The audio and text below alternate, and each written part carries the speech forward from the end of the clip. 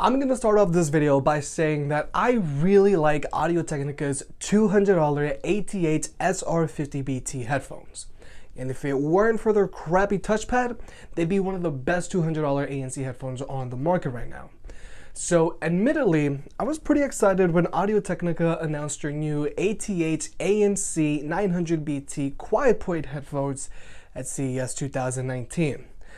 But after getting my hands on them, it's just pretty hard to recommend these headphones in today's hyper-competitive premium ANC headphone market. Now, one of the things the Audio-Technica Quietpoints has going for them is that they retail for $300, which is $50 less than everybody's favorite Sony 1000XM3 and Bose QC35. But I just feel you end up compromising a lot with the Quietpoints when you're trying to save $50. And I feel the $300 Quietpoints don't bring the same per dollar value compared to the $200 SR50BTs. But if you want to pick any of the headphones up mentioned in this video, I'll have them linked down below. The first major compromise on the ATH-ANC900BT is the lack of USB-C charging on these headphones. As of early 2019, USB-C on headphones is currently reserved for companies' newer, higher-end models. And given that these are Audio-Technica's top-of-the-line ANC headphones, it would have been nice to see USB-C here. But the reason USB-C is a big deal is because I want to be able to charge my phone and headphones with the same cable, and USB-C also allows for better fast charging. But rounding out the accessories list, these headphones also come included with a 3.5 to 2.5mm audio cable and an airplane adapter. Now, one of my biggest critiques about these headphones is their build quality, design, and fit. Right off the bat, I just want to say these headphones are comfortable to wear, they have very little clamping force, and they're big head approved. The ear cups are also very spacious, and it's obvious Audio-Technica took some inspiration from the Bose QC35s. I'm even willing to admit the faux leather on the Quietpoints feels nicer than the synthetic leather on the 1000XM3s, which even after 6 months of heavy use still feel very plasticky. But when it comes to the Quietpoints build quality, that's another story. When we go from Sony's $200 headphones to their $300 or $350 headphones, we see a major improvement in overall build quality and design. But we just don't see that when we go from Audio-Technica's $200 headphones to their $300 headphones. They're using the same plastics, they have the same stainless steel headband, and they have the same exposed screw design. And when it comes to how they look when you're actually wearing them, the Quietpoints just look silly and dated with their not so low profile headband. Because for comparison, the SR50BTs have a much more low profile headband, which should just make them look overall better. And just like the Quietpoints, the SR50BTs are comfortable to wear, they have spacious ear cups, and they're big head approved. I just feel that since these days headphones are becoming more popular, looks can be just as important as performance and features. That's why newer headphones like the 1000XM3 and Surface headphones have both a stylish and low profile design. And I know Audio-Technica is capable of doing better, because their SR50BTs are a pair of good looking, low profile headphones. But when it comes to tech specs, that's another story. The battery life on the Quietpoints is actually pretty impressive. They have an advertised battery life of 35 hours, which is a little more than the Sony 1000XM3s, so these headphones should last you about 2 weeks in between charges. But unfortunately, these headphones don't have any official fast charging numbers. But the Quietpoints are also using Bluetooth 5.0, and they're decent for watching videos on your phone because they have very little latency. The only exception is that they have like a quarter-second delay when watching YouTube videos on an iPhone, but other than that, they have very little latency across the board. But you also need to keep in mind these headphones can only be connected to one device at a time, so you can't hot swap if you're a power user. And when it comes to the Quietpoint's active noise cancellation, there is an obvious performance improvement over the cheaper SR50BTs, but it still pales in comparison to the Sony 1000XM3s. Noise reduction.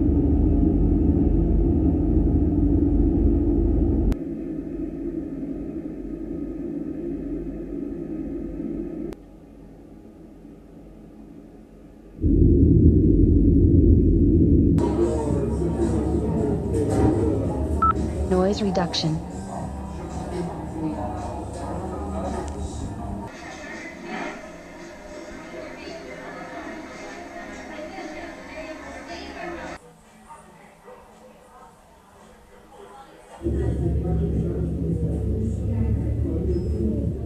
Like you may have just heard, the Quietpoints are able to block out considerably more noise than the SR50BTs, but not as much noise as the Sony 1000X M3s.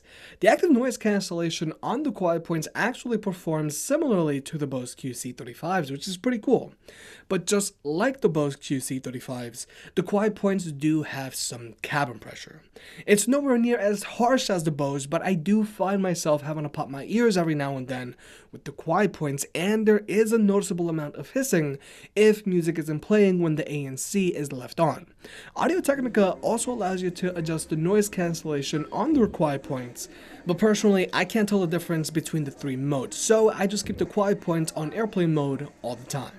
But Audio-Technica also baked in a transparency mode into their new Quietpoint headphones called Hear-Through, where they'll pump in the ambient sound around you so you can know what's going on if you're walking around the city or working in an office. But the problem with Audio-Technica's Hear-Through mode is that it pumps in everything. So if a loud sound, like a dog starts barking or if a bus rolls by, all of that sound gets pumped in as well.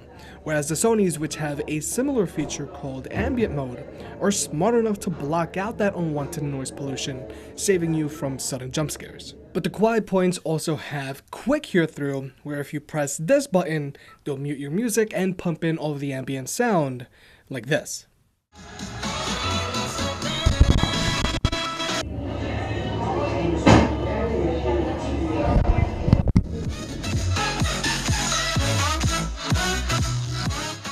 And this feature is useful because you can have a quick conversation with someone, like when you're ordering food or checking your boarding pass. And I'm always a big fan when headphones have these features because they're extremely useful and you miss them when you don't have them anymore. Now, when it comes to these headphones' sound quality, just like Audio-Technica's other headphones, the Quietpoints have a neutral sound signature, and unfortunately, you can't change the EQ on these headphones from Audio-Technica's app. But that's not a bad thing. These headphones sound very balanced and clear, they have good instrument separation, and they have a wide soundstage. And that soundstage gets wider if you listen to these headphones with their ANC turned off. But this is where we circle back to when I said the $300 Audio-Technica Quietpoints don't bring the same amount of per dollar value as the $200 Audio-Technica SR50BTs. All of the hear-through features found on the Quietpoints are also found on the SR50BTs. And when it comes to sound quality, the Quietpoints sound no better than the SR50BTs. They even both have the same touchpad controls on their left ear cup, which I personally wish Audio-Technica would get rid of. Since they're on the left ear cup, as a righty, I find them very hard to use and they're not the most accurate touchpads out there. So instead of being sleek and intuitive, they're more of a hassle that I just end up not using. So, if you're considering getting the Audio-Technica ATH-ANC900BT Quietpoint headphones, here's my advice. I highly suggest you spend the extra $50 and get yourself the Sony 1000X M3s. They're just overall better. If you can't spend more than $300 on a pair of headphones because your budget won't allow it, then get yourself the SR50BTs because they have basically everything the Quietpoints have, but in a much better looking body, and you save yourself $100. The only thing the Quietpoints have over the SR50BTs is better active noise cancellation.